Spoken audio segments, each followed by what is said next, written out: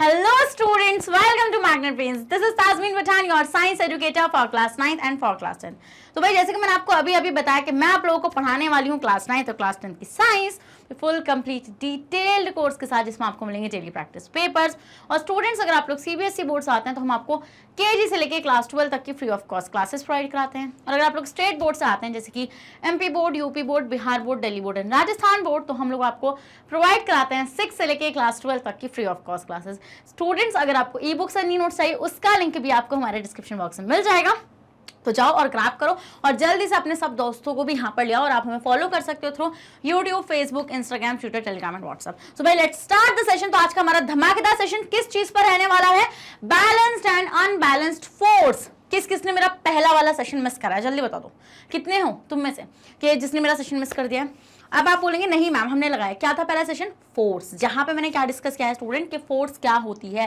और आज के सेशन में हम लोग देखने वाले हैं कि टाइप्स ऑफ फोर्सेस क्या हैं, मतलब कि बैलेंस्ड फोर्स क्या होती है और अनबैलेंस्ड फोर्स क्या होती है। और स्टूडेंट का कोई भी स्टूडेंट मेरे से अभी न्यू जुड़ा है, जो अभी से मेरे साथ अपनी जर्नी को शुरू करने जा रहा है, तो आप बिल्कुल करेक्ट प्लेटफॉर्म पे हैं स्टूडेंट्स, क्योंकि यहाँ से आपकी जर्नी शुरू होगी साइंस की। और मैं गारंटी देती हूँ आपका 90+ अगर मैंने स्कोर ना करा दिए तो नाम बदल देना। फिर यहां पर सिर्फ आपको क्या करना है, रोज आना है, मेरे साथ सेशंस को लगाना है, क्योंकि जब आप सेशन लगाएंगे मेरे सारे लाइव अटेंड करने हैं। क्योंकि लाइव के अंदर आपके पास सबसे बड़ा एडवांटेज होता है क्या करने का, मेरे से क्वेश्चन पूछने का। मतलब एक तरीके से वो हमारी 1-to-1 क्लास चलती है जैसे ऑफलाइन में चलती है। भले से मैं वर्चुअल हूं उस टाइम पे, बट कहीं ना कहीं तो मैं स्टैंड कर रही हूँ ना। तो अगर आपको डाउट्स हैं किसी भी चैप्टर, मतलब जो टॉपिक वहां पे चल रहा है, देखो एक सबसे बड़ा फायदा लाइव में ये हो जाता है कि जो भी टॉपिक वहां पे शुरू हुआ है उस टॉपिक के रिगार्डिंग आपको जितने भी मैक्सिमम डाउट्स आ रहे हैं वो आप मेरे से वहां पे पूछ सकते हो। बट ऐसा मत करना है कि फिजिक्स का चैप्टर चल रहा है और आप बायो के डाउट्स लेकर आ रहे हो, वो नहीं होगा। अगर फिजिक्स का चैप्टर चला फिजिक्स के डाउट्स पूछो, जब बायो का चलेगा तो बायो के पूछना। सो भाई विदाउट एनी फर्दर डिले शुरू करेंगे आज का हम धमाकेदार सेशन। तो चलिए भाई देखते हैं सबसे पहले फोर्स और फिर देखेंगे types of forces. Let's start. तो स्टूडेंट जैसे कि आपको पता है जो आपका फोर्स था,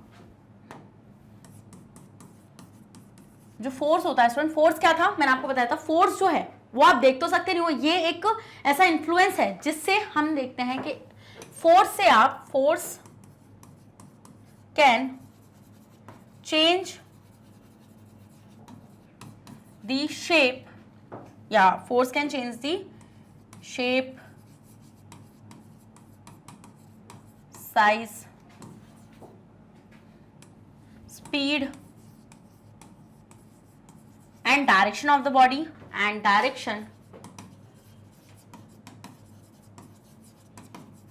of the body. Even force can move the stationary body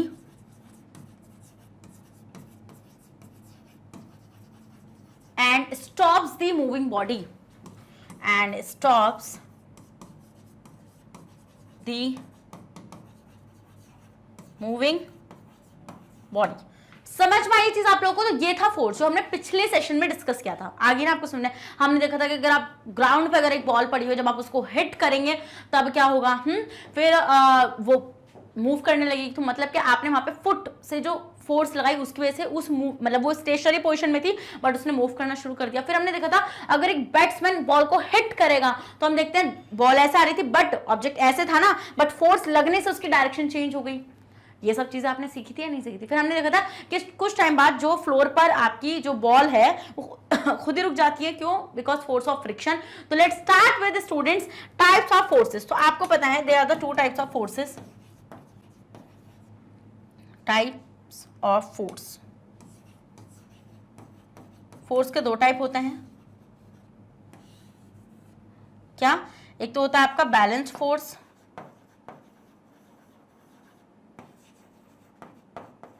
और एक होता है स्टूडेंट आपका क्या, अनबैलेंस्ड फोर्स।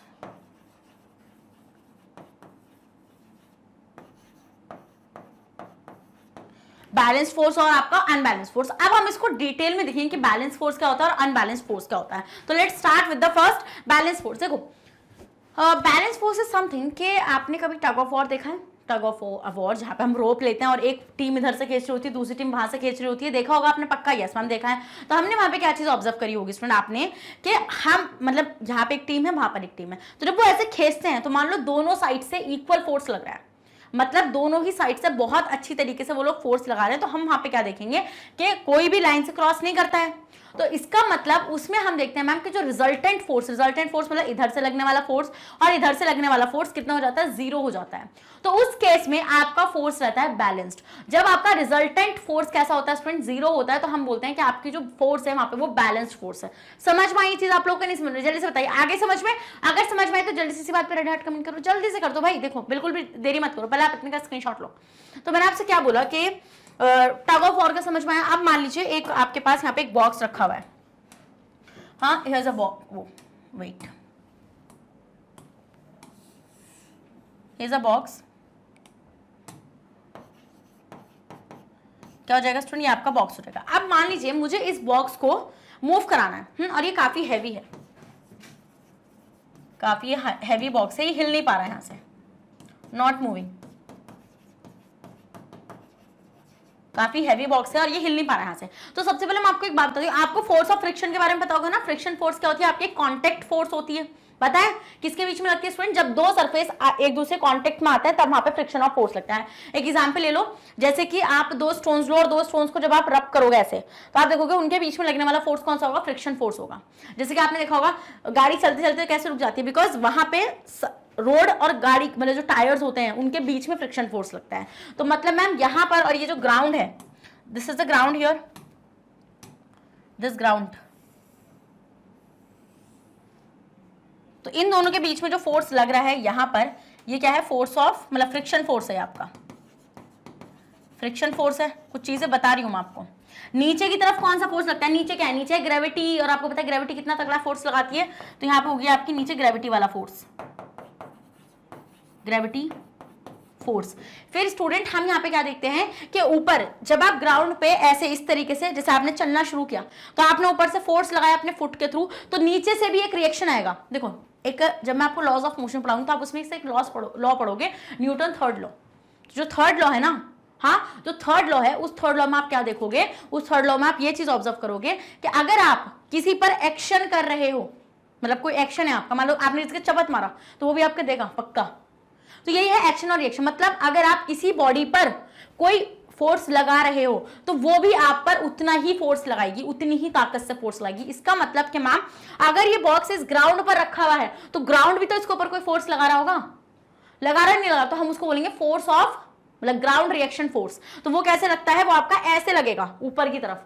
तो क्या हम उसको यहां ऐसे ऐसे लिख सकती हूँ ना, ground friction force, ground friction force, friction क्यों लिख रही हूँ भाई मैं, reaction force, ground reaction force.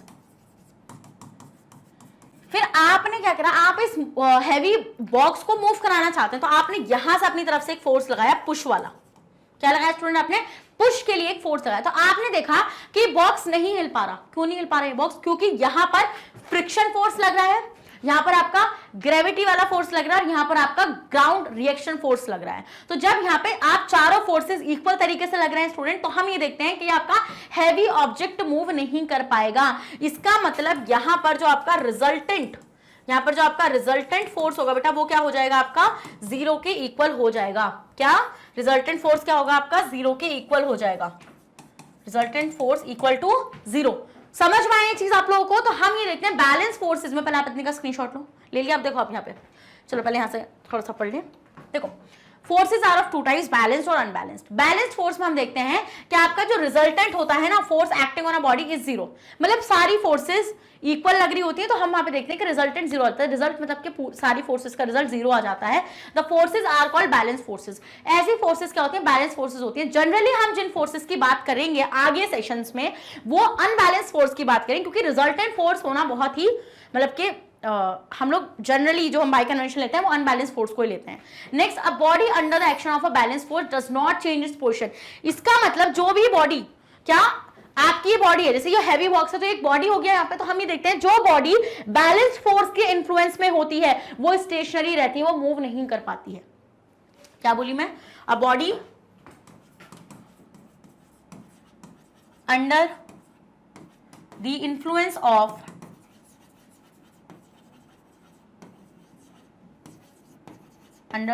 Of balanced force कैसी रहती है स्टूडेंट वो आपकी, डू नॉट मूव।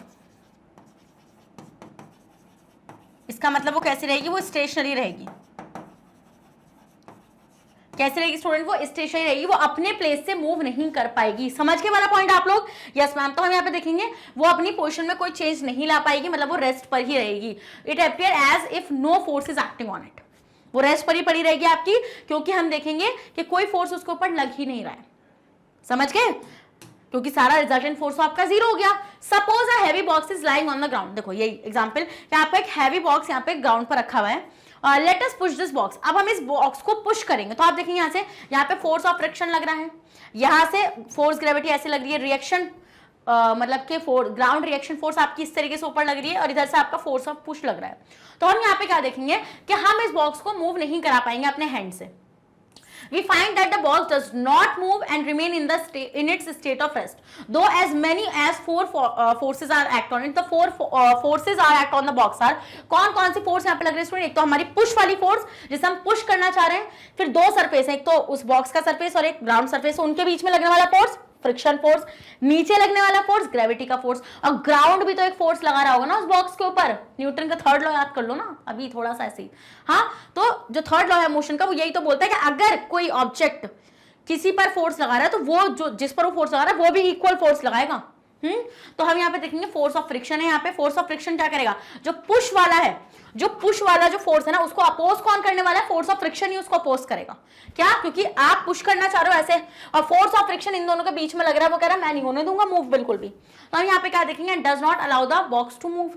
और फोर्स ऑफ फ्रिक्शन पुश वाले फ्रिक्शन को, मतलब पुश वाले फोर्स को क्या करेगा? अपोज करेगा।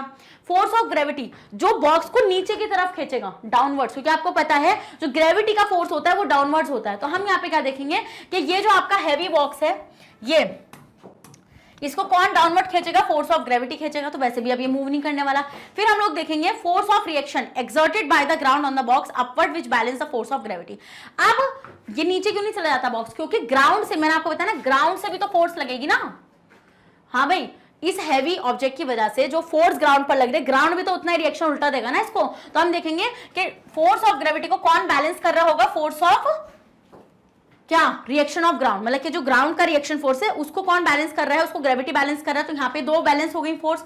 फिर यहाँ पर देखो फोर्स ऑफ फ्रिक्शन किसको अपोज कर रहा है? फोर्स ऑफ पुश को। तो इसका मतलब बॉडी मूव ही नहीं कर पा रही है, वो एक ही जगह है। वो कह रही है लड़ लो पहले तुम चारों आपस में, कि जब मैं मूवी नहीं करी मैं बैठी हूँ यहाँ पे, ऐसे है वो बॉक्स।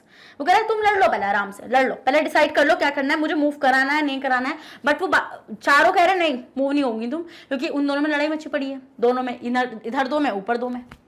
तो मतलब हम यहाँ पे क्या देखेंगे स्टूडेंट, ये जो है ground reaction force gravity force को अपोज करेगा। क्या? जो आपका GRF लिख रही हूं मैं इसको, जो आपका ग्राउंड रिएक्शन फोर्स है वो अपोज करेगा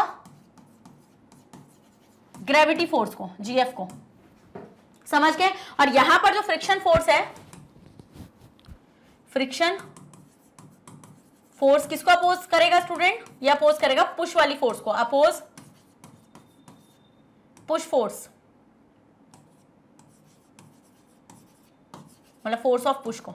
समझ के वाला पॉइंट? तो मतलब कि यहां पर जब ये सब आपस में एक दूसरे को अपोज कर रहे हैं तो रिजल्टेंट फोर्स कितना हो जाएगा स्टूडेंट? आपका जीरो हो जाएगा। और इसलिए मैंने आपको बोला था कि जब आपका रिजल्टेंट फोर्स जीरो आता है तो मतलब आपकी फोर्स कैसी होती है? आपकी बैलेंस्ड फोर्स होती है। कैसी होती है बेटा? आपकी वो बैलेंस्ड फोर्स होती है। समझ गए? आगे बढ़े? आ रहा है समझ में? नहीं आ रहा है? नाउ दो the box is at rest, four forces are acting on it. Since the box does not move at all, we conclude that the resultant of all forces acting on it is zero. तो cancel कर रही है वो आपस में। अगर एक भी फोर्स ज्यादा हो जाती, मान लो पुश वाली फोर्स ज्यादा हो जाती, तो बॉक्स मूव कर जाता। कैसे? मान लो कि ग्रेविटी वाली ने ग्राउंड रिएक्शन फोर्स को बैलेंस कर रखा है, बट अगर पुश वाली फोर्स फ्रिक्शन से ज्यादा हो जाती तब बॉक्स मूव कर जाता इजिली। तो आपको पुश तेजी से लगाना पड़ता वहां पे। कोई भी एक फोर्स ज्यादा कर दो, आपका ऑब्जेक्ट अगर मोशन में चला गया तो मतलब आपकी बैलेंस फोर्स नहीं रहेगी, वो आपकी अनबैलेंस्ड फोर्स हो रहेगी। समझ रहे हो? देखो, the box therefore behave as if no force is on acting on it. The force acting on this stationary box are an example of balanced force. तो ये जो forces मैंने आपको बताएंगे सारी क्या है, ये आपकी ये एग्जाम्पल आपका सेट हो जाएगा बैलेंस फोर्स का.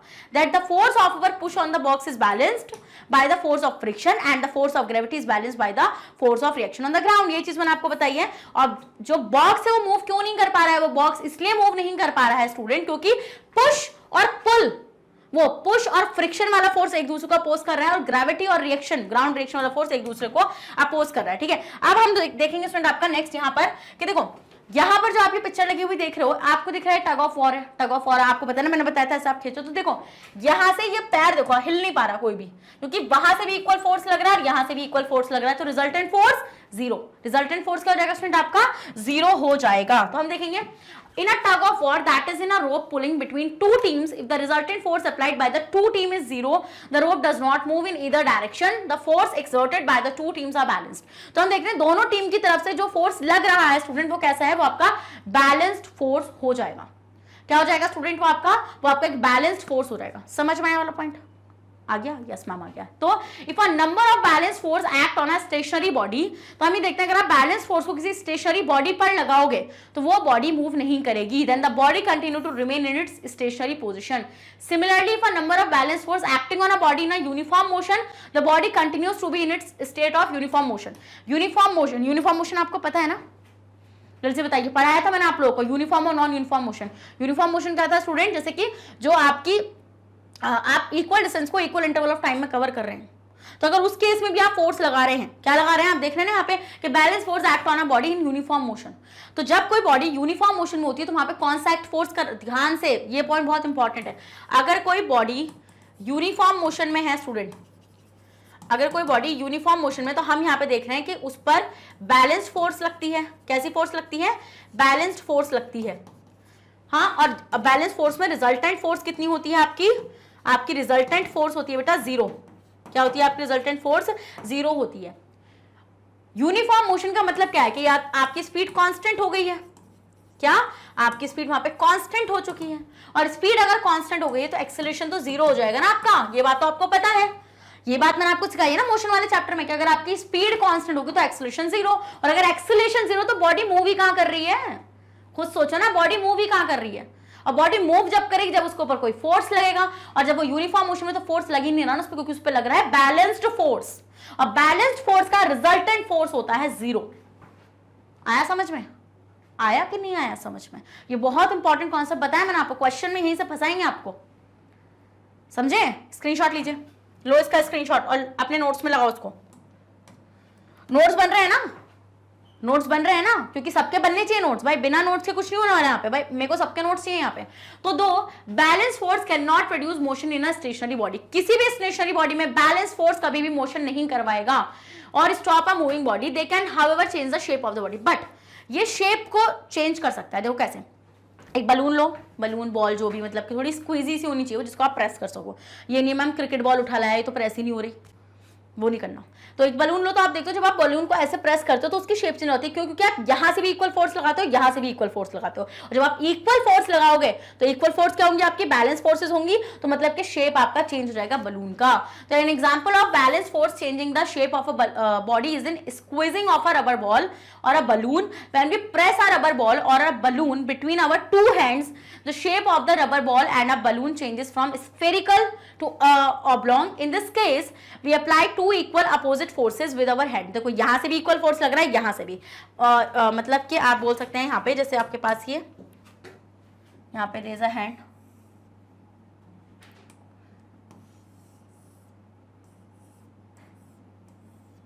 और यहाँ पर भी है, और यहाँ पे बीच में क्या स्टूडेंट आपके ये बलून हो जाएगा जिसको आपने ऐसे प्रेस कर दिया. तो हम देख रहे हैं इक्वल फोर्सेस से आपने शेप चेंज कर दी ना बलून की. बलून तो ऐसा था, बलून तो आपका ऐसा था, बट आपने शेप चेंज कर दी उसकी. समझ गए वाला पॉइंट? Yes ma'am. तो दो बलून और बॉल डज नॉट मूव, ये मूव तो नहीं करेगा क्योंकि बैलेंस फोर्स है तो मूव नहीं करेगा. इट शेप चेंजेस, बट उसकी शेप चेंज हो जाएगी. We will not discuss the case of unbalance forces. तो आपको पहले बैलेंस फोर्सेस में जो जो चीजें मुझे कंक्लूड करनी है वो मैं कंक्लूड कर दूं पहले. तो स्टूडेंट मैंने आपको क्या बताया, बैलेंस फोर्सेस के अंदर, बैलेंस्ड फोर्स के अंदर जो भी चीजें मैंने आपको कंक्लूड वो बतानी है मैं आपको बताऊंगी। देखो बैलेंस फोर्स में आप एक चीज याद रखना कि रिजल्टेंट जो आएगा आपका फोर्स का, रिजल्टेंट फोर्स आपका 0 होगा। क्या होगा स्टूडेंट, आपका रिजल्टेंट फोर्स हो जाएगा आपका 0, and it's very important thing. Okay, next the point is this कि जो आपका यूनिफॉर्म मोशन होता है, देखो बैलेंस फोर्स में आपका जो बॉडी है वो स्टेशनरी पे ही रहेगा। क्या, जो आपकी बॉडी है remain stationery, body remain stationery मतलब कि बॉडी आपकी उसी पोजीशन पर रहेगी जहां पर वो थी। समझ के वाला पॉइंट? यस मैम, ये चीज हम लोग समझ गए। उसके बाद स्टूडेंट आपको एक और चीज याद रखनी है यहां से कि आपकी जो यूनिफॉर्म मोशन होता है, यूनिफॉर्म मोशन में आपकी बैलेंस्ड फोर्स लगती है, बैलेंस फोर्स लगती है। तो बैलेंस फोर्स में आपको पता है कि रिजल्टेंट कितना होता है, रिजल्टेंट कितना होता है स्टूडेंट, फोर्स का 0 होता है। तो बैलेंस फोर्स का मतलब क्या, यूनिफॉर्म मोशन का मतलब होता है मैम स्पीड कांस्टेंट हो गई, स्पीड आपकी कांस्टेंट होगी, और स्पीड अगर कांस्टेंट होगी तो एक्सेलरेशन हो गई 0। तो इसलिए तो बोलते हैं कि जब भी बैलेंस फोर्स लगेगा तो बॉडी आपकी स्टेशनरी रहती है, क्योंकि अगर एक्सेलरेशन 0 है तो इस बॉडी तो वैसे भी कैसे रहेगी, कैसे रहेगी, स्टेशनरी रहेगी। समझ गए? ये बहुत इंपॉर्टेंट पॉइंट्स मैंने यहां से कंक्लूड किया और आपके नोट्स में सब पॉइंट्स आ जाने चाहिए जल्दी से। अब आते हैं स्टूडेंट अनबैलेंस्ड फोर्स पर। चलो स्क्रीनशॉट लो।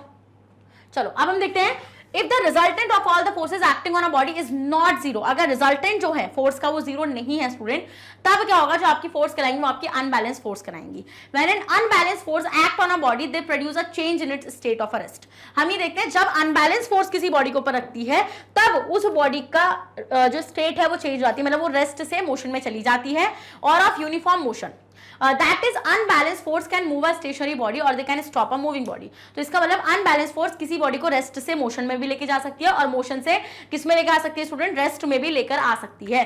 अब देखो एग्जांपल लेते हैं हम लोग यहाँ पे एक टॉय कार का। तो आप यहाँ पे एक चीज ऑब्जर्व करोगे, चलो मैं आपको यहाँ पे बताती हूँ। देखो आपने एक टॉय कार ली, कार तो आपको पता है मुझे कितनी पसंद है बनानी, मोशन में यही बनाई है हमने दबा के।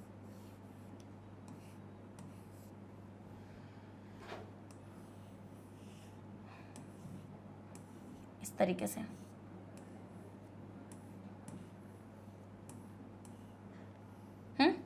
तो अब आपको ये चीज अच्छे से मालूम है स्टूडेंट कि यहाँ पे ये जो टॉय कार है, this is a toy car here,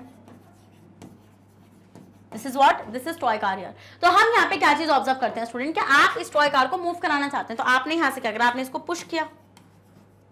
हाँ, अब आपको पता है स्टूडेंट ग्राउंड और टॉय कार के बीच में एक फोर्स लग रही होगी, सरफेस के बीच में जो लगती है हम उसको बोलते हैं फ्रिक्शन फोर्स, कांटेक्ट फोर्स होती है ना आपकी, ये जो दो सरफेस के बीच में लग रही होती है। यस मैम, तो यहाँ पे मतलब कि टायर्स और क्या हो जाएगा आपका ग्राउंड, तो उन दोनों के बीच में कौन सी फोर्स लगेगी, फ्रिक्शन फोर्स। फिर आपको पता है नीचे की तरफ कौन सी लगेगी, ग्रेविटी वाली फोर्स, ग्रेविटी फोर्स। और यहां पर आपको पता है कि ग्राउंड भी तो एक फोर्स लगा रहा होगा ना, क्योंकि क्या कर रही है, कार भी तो एक फोर्स क्रिएट कर रही है ना ग्राउंड के ऊपर, तो ग्राउंड भी इसके ऊपर एक अपोजिट फोर्स लगा रहा होगा, जिसको हम लोग क्या बोलेंगे student, ground reaction force, ground reaction force. अब आप एक चीज ऑब्जर्व करोगे, यहां पर रिजल्टेंट 0 नहीं आने वाला। अब आप देखो कैसे, आप बोलोगे कि मैम ग्राउंड वाला तो ग्रेविटी को क्या कर देगा, बैलेंस कर देगा, मतलब ग्राउंड और ग्रेविटी आपस में एक दूसरे को अपोज करेंगे। ठीक है, मान ली मैंने आपकी बात कि यहाँ पे आपका जो ग्राउंड रिएक्शन फोर्स होगा, ground reaction force opposes the gravity force. क्या होगा स्टूडेंट, यहां से ग्रेविटी की जो फोर्स है वो उसको अपोज कर देगा। समझ के वाला point? Yes ma'am, but resultant 0 फिर भी नहीं आएगा। कैसे? क्योंकि हम यहां पे देखेंगे कि जो पुश वाला फोर्स है वो आपका फ्रिक्शन फोर्स से ज्यादा हो जाएगा, और जब आपका पुश वाला फोर्स फ्रिक्शन फोर्स से ज्यादा होगा स्टूडेंट, तो फ्रिक्शन फोर्स भी इस टॉय कार को मूव करने से नहीं रोक पाएगा। तो हम यहां पे क्या देखेंगे, यहां पे push, force of push, force of push is greater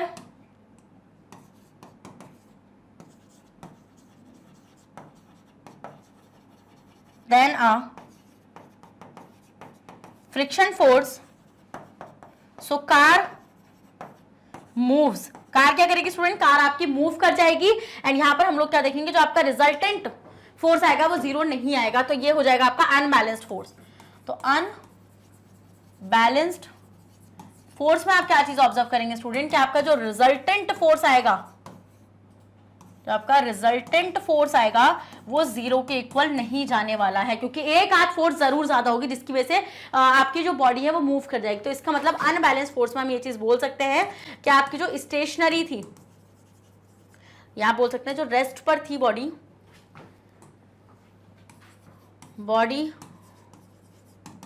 at rest moves, क्या करेगी स्टूडेंट, जो रेस्ट पे जो बॉडी थी वो मूव कर जाएगी। हाँ, और जो आपकी मोशन में, आप इस तरीके से रोक भी सकते हैं, ठीक है। पहले आप इतनी का स्क्रीनशॉट लो, ले लिया, आगे बढ़ो, देखो, चलो अब आप देखो यहाँ पे, तो जो टॉय कार है वो ग्राउंड पर है, let us push this car, और अब हम इस कार को पुश करेंगे विद अवर हैंड, अपने हाथों से इसको पुश करो।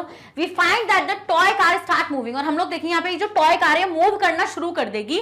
Now in this case also four, और यहां पर भी तो चार फोर्सेज हैं जैसे बैलेंस में थे, बट यहाँ पे किस तरीके से कार ने मूव किया, देखो वही फोर्सेज हैं जो उसमें थे, कौन कौन से, आपके फोर्स ऑफ पुश, क्या आपके फोर्स ऑफ पुश, यहाँ पर आपका फोर्स ऑफ फ्रिक्शन, यहाँ पर आपका, यहां से क्या आपका ग्राउंड रिएक्शन फोर्स है, और यहाँ पर आपका फोर्स ऑफ ग्रेविटी है।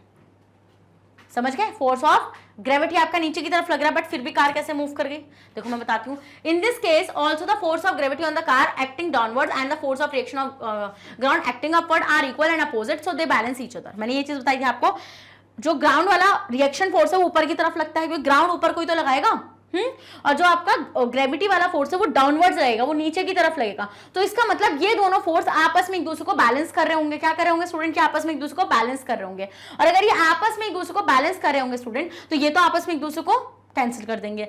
बट द थिंग इज के due to wheels of the toy car के जो पहिए हैं ना, जो व्हील्स हैं, the opposing force of friction, वो क्या करेंगे, वो फोर्स ऑफ फ्रिक्शन को अपोज करेंगे, is much less here than the force of our push is therefore greater than the force of friction in this case, so they cannot balance each other। Friction का force उन toy wheels की वजह से ज्यादा नहीं exert हो पाएगा, जिसकी वजह से हमारा जो पुश वाला फोर्स है वो वहां पे काम कर जाएगा, और आपका पुश वाला फोर्स वहां पर ज्यादा हो गया तो रिजल्टेंट फोर्स कैसा आप जीरो बता देंगे, आप नहीं बता पाएंगे, तो जो आपका बैलेंस है वो बिगड़ जाएगा, दोनों बैलेंस नहीं हो पाएंगे, तो जो रिजल्टेंट होगा सारी फोर्सेस का टॉय कार पर वो जीरो नहीं होगा।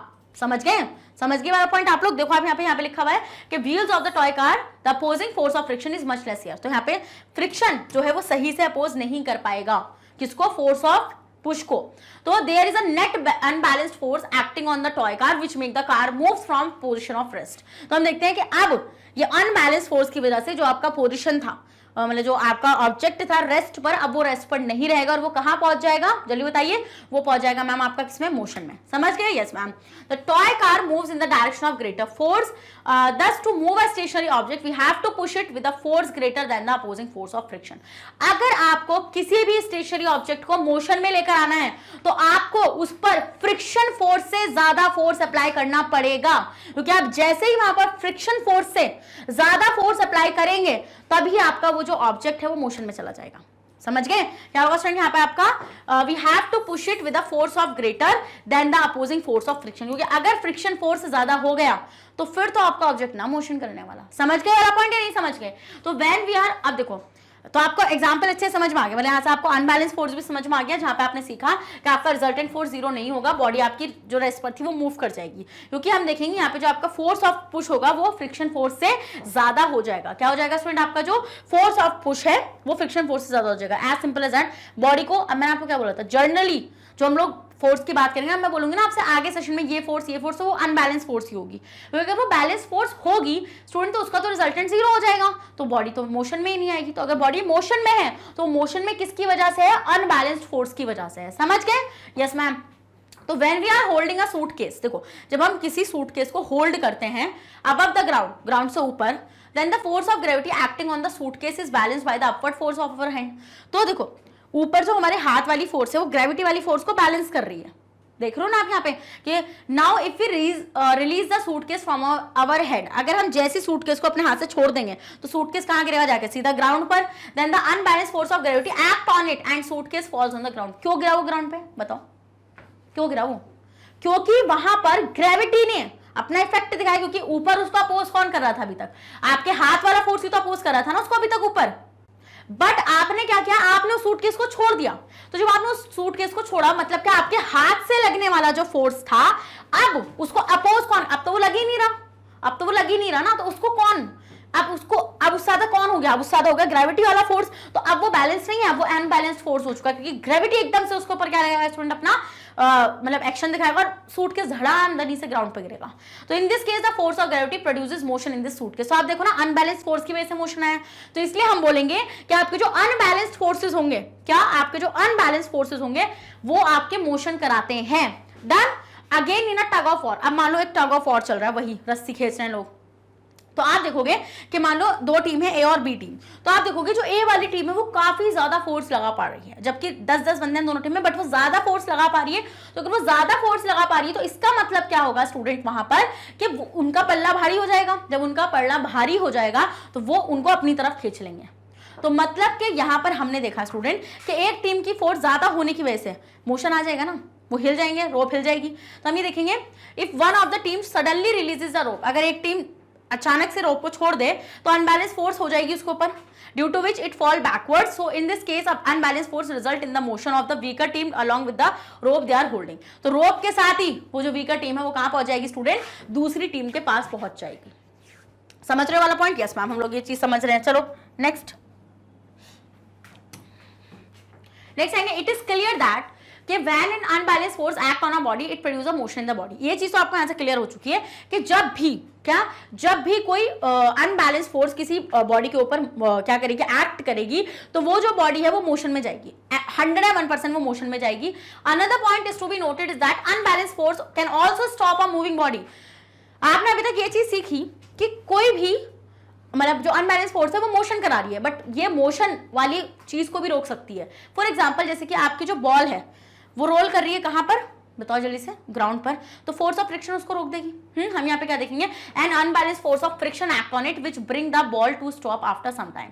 तो जिसकी वजह से स्टूडेंट जो आपकी अनबैलेंस फोर्स है यहाँ पे फ्रिक्शन, वो क्या करेगी स्टूडेंट, वो उसको वहां पर रोक देगी, मतलब कि वो आपका वहां से मूव करना बंद कर देगा।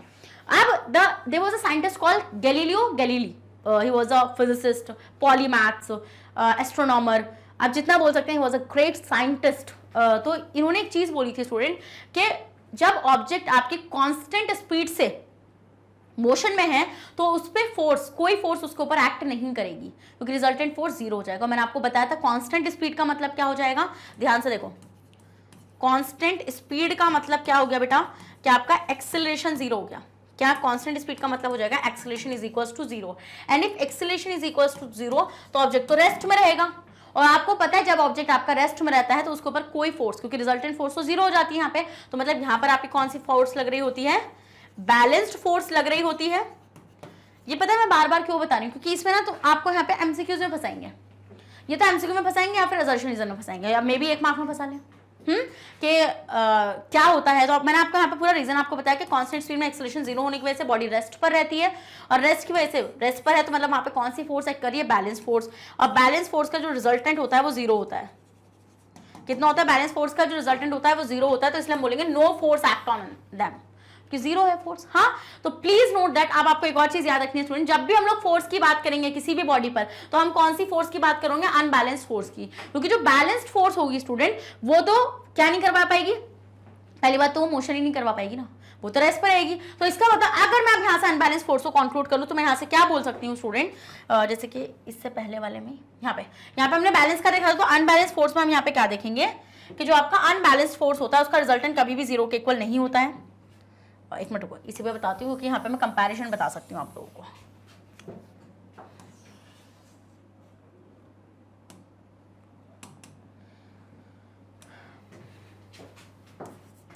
अनबैलेंस्ड फोर्स, तो अनबैलेंस्ड फोर्स में स्टूडेंट हम लोग क्या देखते हैं कि जो आपका रिजल्टेंट होता है फोर्स वो कभी भी जीरो के इक्वल नहीं होता है। क्या, कभी भी वो जीरो के इक्वल नहीं होता है। बॉडी जो होगी, बॉडी अनबैलेंस फोर्स की वजह से किस में आएगी, मोशन में आएगी। स्टेशनरी ऑब्जेक्ट को ये मोशन में ला देगा इजीली। और स्टूडेंट यहाँ पर हम लोग देखते हैं कि जब भी हम लोग जनरली किसकी बात करेंगे, उसकी बात करें कि हम फोर्स लगा रहे हैं, किसी बॉडी पर फोर्स लग रहा है, तो हम किसकी बात करते हैं स्टूडेंट? अनबैलेंस्ड फोर्स की बात करते हैं। क्या आपको ये चीज चमक रही है, नहीं चमक रही है? जल्दी से बताइए। और अगर आपको किसी भी ऑब्जेक्ट को मोशन में लाना है तो आपको फोर्स ऑफ फ्रिक्शन से ज्यादा करना पड़ेगा किसको? पुश वाले फोर्स को। समझ गए? क्योंकि जब तक फोर्स ऑफ फ्रिक्शन ज्यादा रहेगा बॉडी मोशन से हिलेगी नहीं, क्योंकि मतलब कि रेस्ट से हिलेगी नहीं, क्योंकि ग्राउंड वाला जो फोर्स है ग्रेविटी वाले को बैलेंस कर रहा होगा। और आपका जो फोर्स ऑफ फ्रिक्शन है वो पुश वाले को बैलेंस करने की कोशिश करेगा। बट अगर आपने पुश फोर्स किससे ज्यादा लगा दिया? फोर्स ऑफ फ्रिक्शन से ज्यादा लगा दिया, तो आपकी बॉडी किसमें चली जाएगी? मोशन में। और इसका मतलब वो आपकी फोर्स कैसे हो जाएगी स्टूडेंट? बैलेंस्ड फोर्स हो जाएगी। क्या आप लोगों को ये पॉइंट चमक रहे हैं बेटा? बताइए जल्दी से। समझ में आ रहे हैं ना ये सारे पॉइंट्स? Yes ma'am. तो बैलेंस फोर्स में रिजल्टेंट जीरो, बट इसमें जीरो नहीं होता है। इसमें स्टेशनरी रहती है बॉडी, बट यहाँ पर आपकी मोशन में चली जाती है। यूनिफॉर्म मोशन में स्पीड कांस्टेंट होने की वजह से आपका कोई फोर्स नहीं लग रहा होता है, क्योंकि एक्सेलरेशन जीरो हो जाता है। और अगर एक्सेलरेशन जीरो हो जाएगा तो ऑब्जेक्ट मोशन में नहीं जा पाएगा। और ऑब्जेक्ट स्टेशनरी कब होता है? जब उस पर एक बैलेंस्ड फोर्स लग रही होती है। Easy PG. चलिए स्क्रीनशॉट ले लीजिए। तो आपको ये मैंने बहुत इंपॉर्टेंट चीजें यहां से बताई हैं, क्योंकि आज के सेशन से आपने सीख लिया है कि कितने आपकी बैलेंस के मतलब कि आपकी फोर्सेस के टाइप क्या होते हैं, बैलेंस और अनबैलेंस फोर्स। तो स्टूडेंट्स मैं इस सेशन को यहीं पर ही एंड कर रही हूँ। आई होप आपको सेशन अच्छे समझ में आ गया होगा। मैंने पूरी कोशिश करी अपनी तरफ से आपको सारी चीजें अच्छे से समझाने की। इसी बात पर रेड हार्ट कमेंट करिए और सेशन को भी लाइक करिए। और अपने सब दोस्तों को बताइए कि मैग्नेट प्रिंस आपको free of cost education provide करा रहा है। अगर आप लोग सीबीएसई बोर्ड से आते हैं स्टूडेंट्स, तो हम आपको केजी से लेकर क्लास 12 तक की free of cost classes provide कराते हैं। और अगर आप लोग स्टेट बोर्ड से आते हैं, जैसे कि MP board, UP board, Bihar board, Delhi board and Rajasthan board, तो हम लोग आपको प्रोवाइड कराते हैं 6 से लेकर क्लास 12 तक की free of cost classes. Students अगर आपको e books and e notes चाहिए, उसका लिंक भी आपको हमारे डिस्क्रिप्शन बॉक्स में मिल जाएगा, तो जाओ और जाकर अवेल करो जल्दी से। और आप हमें फॉलो कर सकते हैं through YouTube, Facebook, Instagram, Twitter, Telegram and WhatsApp. और जल्दी से अपने कमेंट्स में मतलब कमेंट बॉक्स को जल्दी से भर दो रेड हार्ट से और अपने रिव्यू से कि हाँ मैम हमें मजा आया। जो भी आप बोलना चाहते हैं कि ये आप करो, ये आप करो, मैं सबको एक्सेप्ट करूंगी, पॉजिटिविटी के साथ एक्सेप्ट करूंगी। अब मैं मिलूंगी आपसे नेक्स्ट सेशन में, जहां पर हम लोग क्या डिस्कस करेंगे, जल्दी से गैस करिए, क्योंकि फोर्स तो आपको समझ में आ गई है। अब आप बताइए अगला क्या था मैम? अगला कहीं मोशन की लॉस तो शुरू नहीं होने वाले हैं।